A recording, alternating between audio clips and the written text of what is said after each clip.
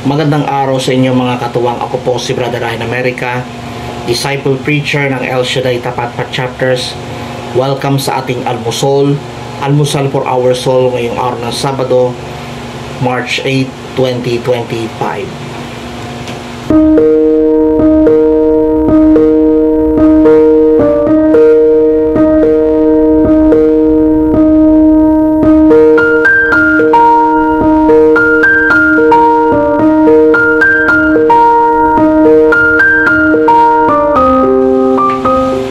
Ang mabuting balita ay Luke 5:27 to 32. Ito ang pinakamalinaw na sagot ng Panginoon. Sinagot siya ni Jesus, "Hindi nangangailangan ng manggagamot ang walang sakit, kundi ang may sakit. Naparito ako hindi upang tawagin ang mga matuwid, kundi ang mga makasalanan upang magsisi." Very tremendous word na sinabi ng Panginoong Jesus.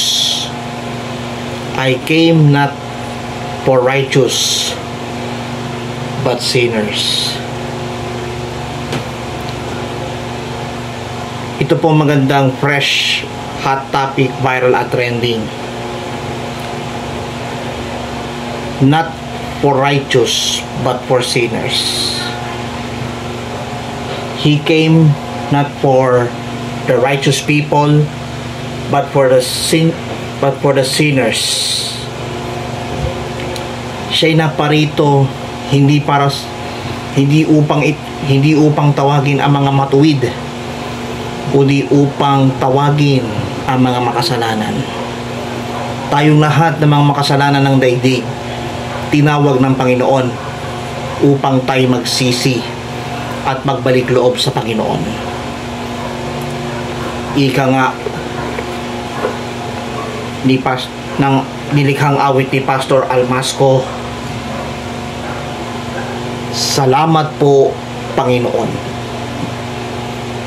Salamat Panginoon, purihin ka sa iyong katapatan.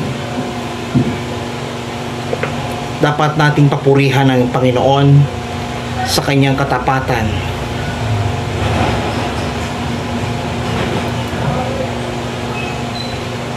Yan ang tanging pangako ng Panginoon sa atin ay kapatawaran.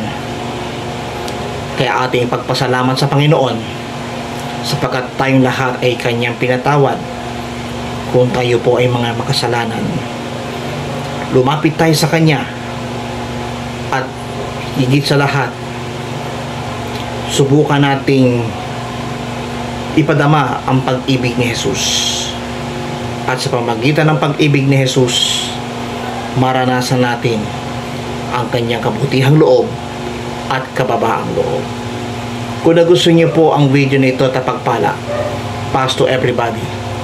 Sama-sama po nating punuin sa social media ang mabuting balita at gawin nating viral, trending, fresh at hot topic araw-araw ang mabuting balita dito sa Almusal for our soul. Magandang araw po ang aking pagbati sa inyo lahat.